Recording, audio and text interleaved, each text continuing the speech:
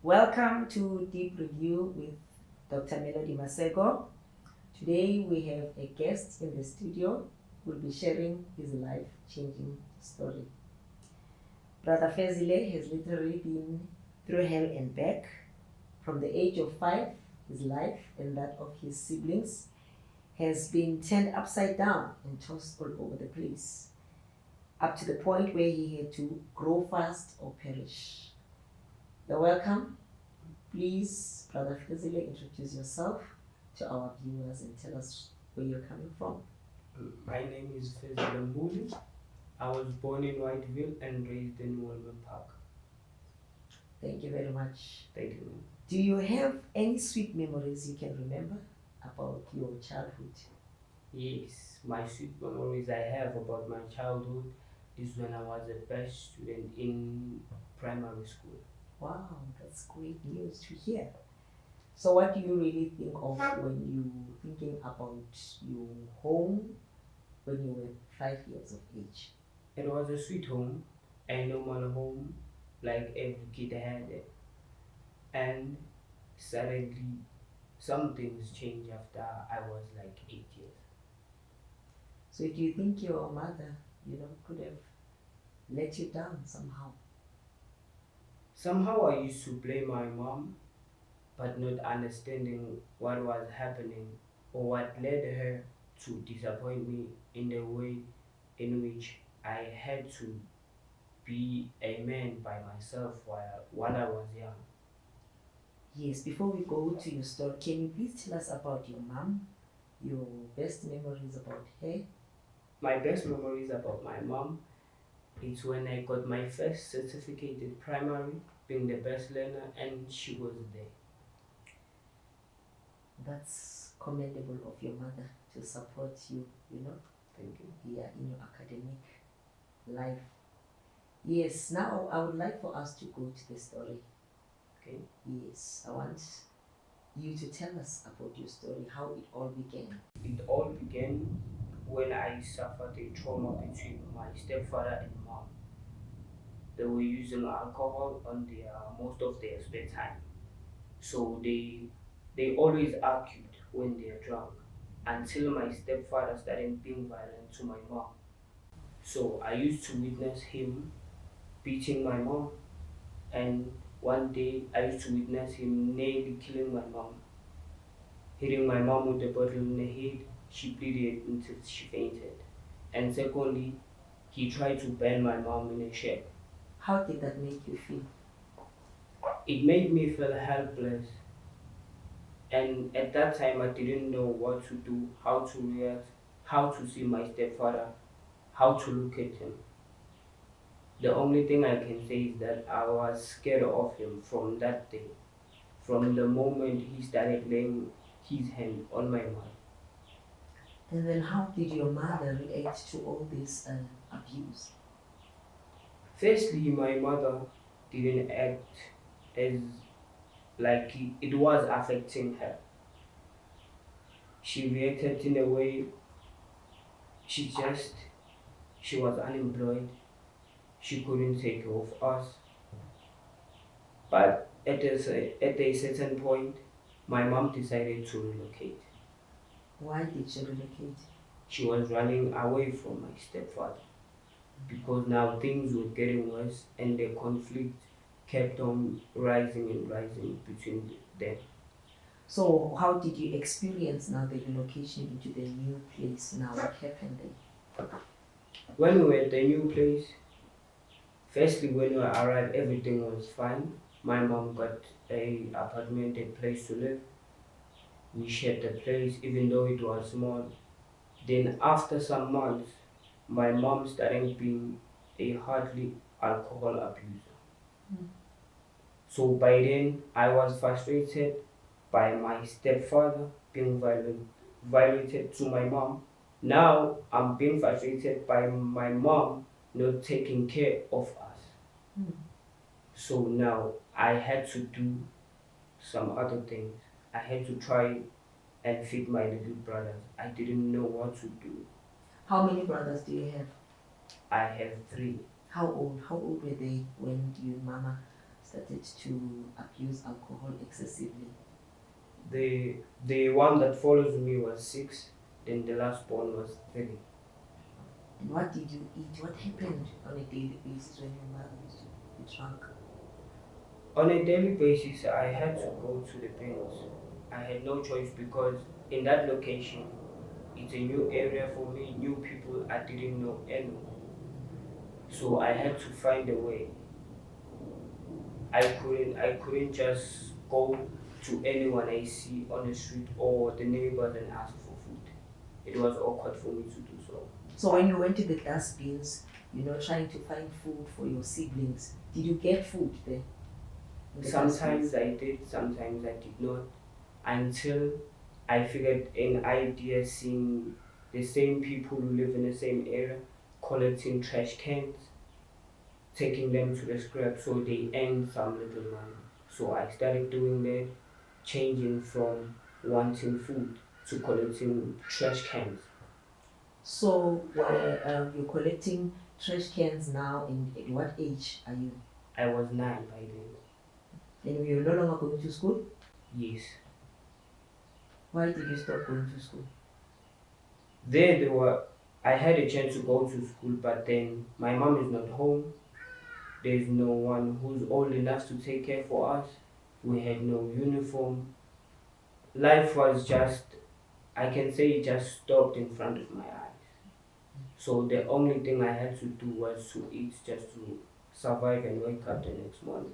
You know what is worrying about your story for me is that you are an intelligent young boy. You were performing very well at school. Your mom was even there when you were getting certificates, but now your life had to stop just because of gender-based violence.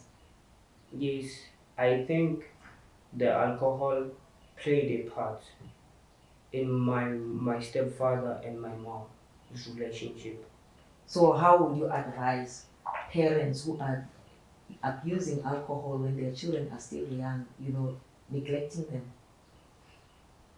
I wouldn't say much because I don't know what each of the parents is going through. But what I'm all gonna say is that they might do what they do, but not in front of the kids. Because at the end of the day, their actions, they can forgive each other at the end of the day, but the trauma sticks to the kids. And what they do with the kids, they're gonna take it and go doing it outside. Yes. Thank you very much for that, Fezili. Yeah, you can continue with your story because I want to get to the part where you started to do drugs.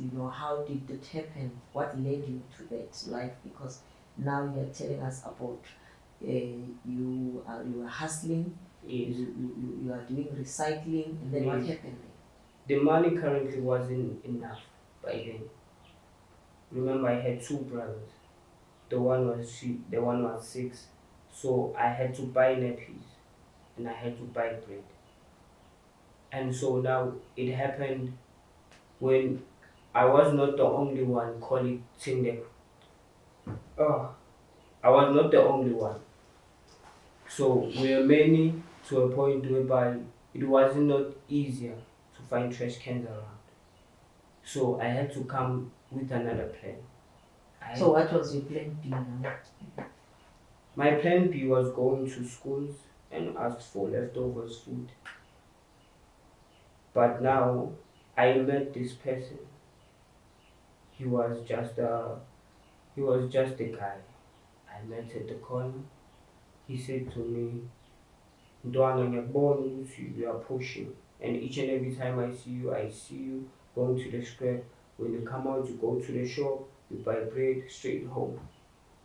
So I'm gonna give you something, and when you think it's gonna be enough for you to do everything, you're gonna come back to me. So I took the money, I went home, I did what I had to do. And then collecting the trash cans, I realized the money wasn't enough. So I returned to the guy. So what it is that you were doing for the guy for him to give you money in exchange? I used to clean his yard, and I used to point customers to the right direction, because in the environment we lived in, you would find 8 shacks in a same yard. So it was difficult for customers to know which is which. So I had to be a right man for the man, because he was selling drugs himself. But I didn't know. So when you are saying you were directing customers to him, how did you know that those people were customers looking for him or to buy whatever this guy was selling? They had a code, they call it a code. Okay. Yeah. They speak a different language. So the language they spoke, I had to learn it, whether I liked it or not. Because at the end of the day, I had to understand the customers. Me understanding the customers, it's me understanding what I need at the end of the day. So when you direct the customers, then the guy would reward you for it. Yes. And then what happened from there? Then from there, everything was good. I was doing great. Then I started at the age of 10. That's when I started using drugs. It all started with the marijuana, ganja, what they call it ganja today. Then after that, at 11, it all exceeded to a point whereby I became a delivery boy. So how did you feel when you were smoking the ganja or the drugs? You know, what did you want to feel? When I smoked ganja, all I wanted to feel was what everyone says. When you smoke ganja, you become calm. When you smoke ganja, you laugh a lot. Remember, I'm only 10. I want to experience. So after that, ganja wasn't enough to keep me on my feet. So let's go back to the life that you experienced in your family. Now you've lost everything, you're no longer going to school. And how did the drug assist you to cope in life? The drug just gave me a little push for me to do anything. When I say anything, I mean anything. And the crack that I smoke made me not to fear anything I come across. Yes. So tell me the stages of drugs that you took and what caused you to keep on changing and moving from one drug to another. It all started with marijuana, as I said, and from marijuana, I went straight to crack, because I needed energy, and I needed a lot of energy. The more the age was going up, the more the orders I had coming from the guy. So now I had to stay until they turned 12.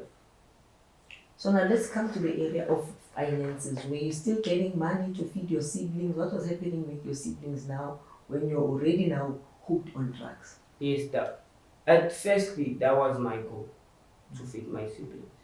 That was my goal. Until my mom realized that I'm using drugs. And she started shouting me. And the moment she's shouting me is the moment I could be more frustrated thinking about my stepfather. The same shout my mother gave me. I just thought of that guy shouting my mother. The same applies. So now, when my mother find out, she tried to kick me out. But I refused. And I used to talk that to her. I used to tell her how useless she is. The things I never did before. So now tell me about your life. What did your life look like from in the morning, you wake up, until at night when you went to bed? What did you do the whole day? All I care about was to put what I had to do, which was bread. Then after that, it was drugs all the way.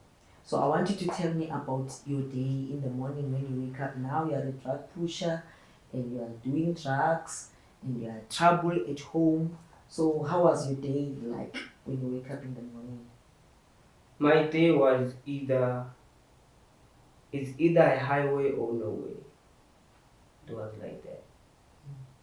After I've been a right man for 2 years, when I was the age of 13, that's when the real world of drugs started. Woke up in the morning, we needed a fix to go and do the work we were doing. Then when we come back, we need the fix to sleep. The next morning, we need the fix to go and do what we do, and at the end of the day, we need the fix to sleep. So you joined the gangsterism. You joined the gangster. You're part of the gangster. You're doing gangster things. Yes, which I didn't know firstly that I was joining the gang. How were you recruited into gangsterism? I was recruited by my situation. It's how I entered the gangsterism. I didn't know it was a gangsterism. I only find out after some 6 months, 5 months or so, if I remember correctly. So after then, you had to maintain your image in the gangsterism. So the only thing that led me joining the gang was me trying doing the right thing, and I ended up in a worse place. So did you want to stop using drugs when you were hooked? I never thought stopping. So what made you to eventually change your ways? We had one job to do, and we failed the job. And if you fail the job, there were consequences. Then I chose to run away. When I ran away, I didn't have any income to fund my drugs. So by then in the street, I had to do things which I'm not proud of today. The things I did with the gang, I had to do it alone now because I had no one. I failed the orders that I was given. So now I had to go back. I can't go back. So when you're saying orders, was this a cult? Was it something like a cult? Yes. Yes. We close to 20. And each person had orders every day. And each one of us had to complete the orders every day. Yeah. If not completing the orders, what could they it's do only to the you highway. if you failed the test for that day?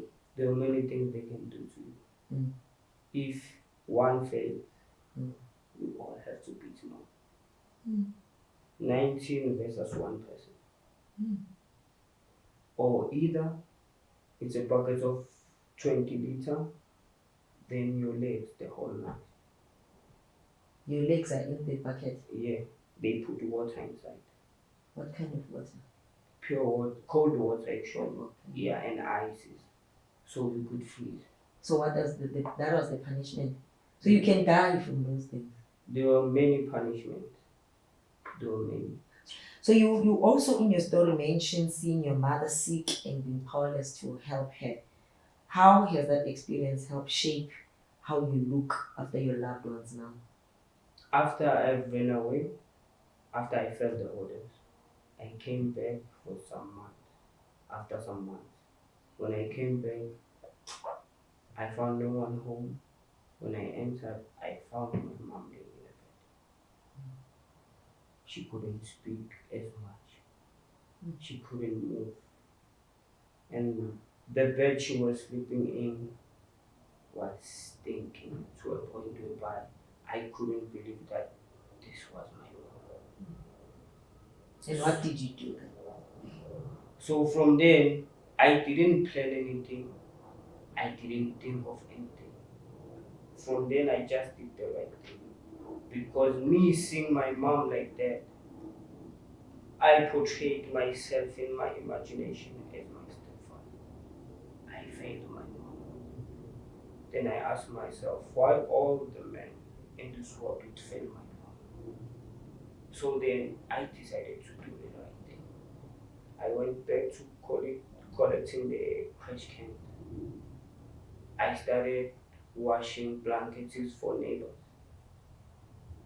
What do you think when you see young kids getting into that same life that you experience and you lived?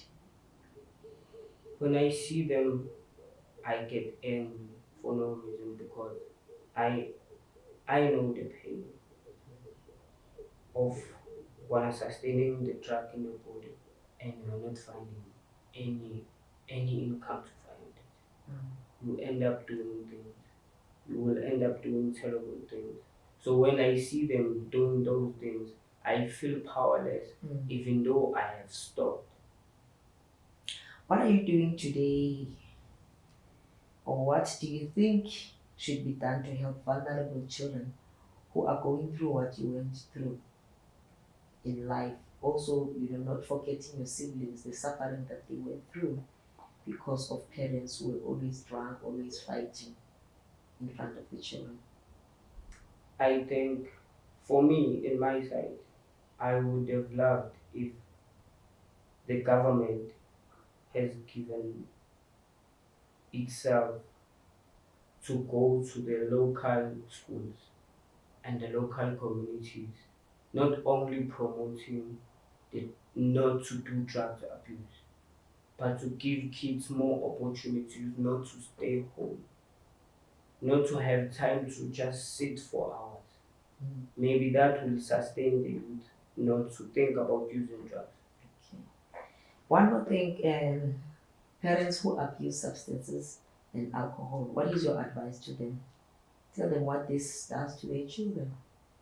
My advice to them is that even though they could do it, even though they use alcohol and forgive each other at the end of the day, their actions will influence the consequences to the children. And after that, the children will see their actions as the right thing to do. So your experiences in life, do you share them with your age group or other young children who need help, or you're just keeping it to yourself? Maybe this is the first time you're talking about it. This is the first time I'm talking about everything I have talked about. Is it? Yes.